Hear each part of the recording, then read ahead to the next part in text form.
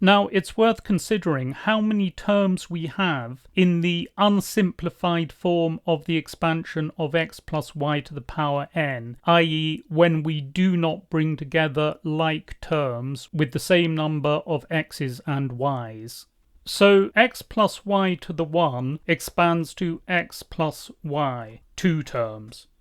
X plus y squared is generated by multiplying x plus y, which is x plus y to the 1, by x plus y. So we generate 2 times 2 terms, i.e. terms like this: x times x, x times y, y times x, y times y. And so that produces 2 times 2 terms, which is 4, or 2 squared. And here are the 4 terms.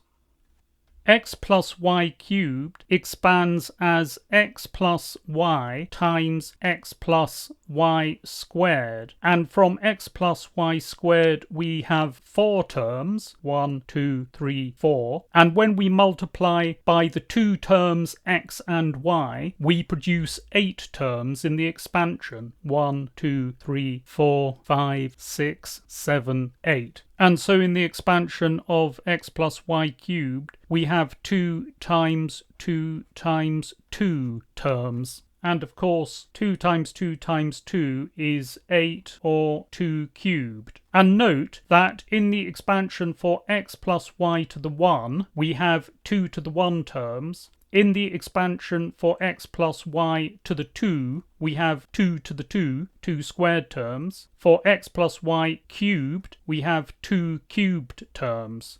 When we expand x plus y to the 4, we multiply the 2 terms in x plus y by the 8 terms in x plus y cubed. So we have terms generated like this, and so on. And so for x plus y to the 4, we produce 2 times 8 terms, which is 16 terms, or 2 to the 4 terms. And it's clear that this doubling pattern will continue.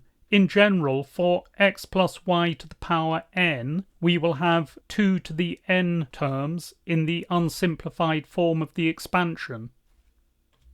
We can now note an interesting relationship between the total number of terms in the expansion of x plus y to the power n and the sum of the binomial coefficients for that expansion. If we look at the expansion of x plus y cubed, we know that we will have 2 cubed, or 8 terms in that expansion, and they are shown here. Now, 3c0 tells us how many terms will have 0 y's. And in fact, there's only one of them. It's that one there. 3c1 tells us how many terms will have exactly 1 y. And there are 1, 2, 3 of them there. 3c2 tells us how many terms will have 2 y's, and there are 1, 2, 3 of them. 3c3 tells us how many terms will have 3 y's, and there is 1 of them. Now, 3c0 counts the number of terms with 0 y's. 3c1 counts the number of terms with 1 y. 3c2 counts the number of terms with 2 y's. 3c3 counts the number of terms with 3 y's. And since every term has either 0, 1, 2, or 3 y's, then the sum of these binomial coefficients must equal the total number of terms in the expansion, i.e. in this case 2 cubed. So 2 cubed must equal 3c0 plus 3c1 plus 3c2 plus 3c3.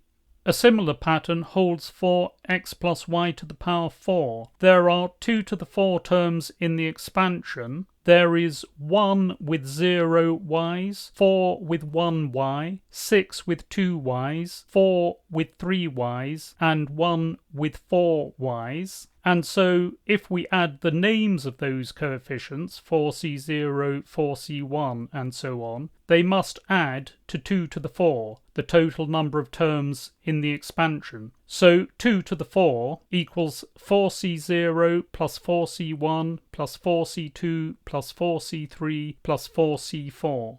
And in general, since the expansion of x plus y to the power n has 2 to the n terms. The sum of the binomial coefficients for that expansion, nc0 plus nc1 plus so on and so on up to ncn-1 plus ncn, must be 2 to the power n. And we can check that by adding the coefficients for various expansions. So for x plus y to the 0, we have one coefficient, 1, which equals 2 to the 0. For x plus y to the 1, 1 plus 1 equals 2, which equals 2 to the 1. For x plus y squared, 1 plus 2 plus 1 equals 4, which equals 2 squared. X plus y cubed, 1 plus 3 plus 3 plus 1 equals 4 plus 4, which is 8, which is 2 cubed. And for x plus y to the 4, 1 plus 4 plus 6 plus 4 plus 1 equals 1 plus 4 is 5, 6 plus 4 is 10, 5 plus 10 is 15, plus 1 is 16, which equals 2 to the 4, as required.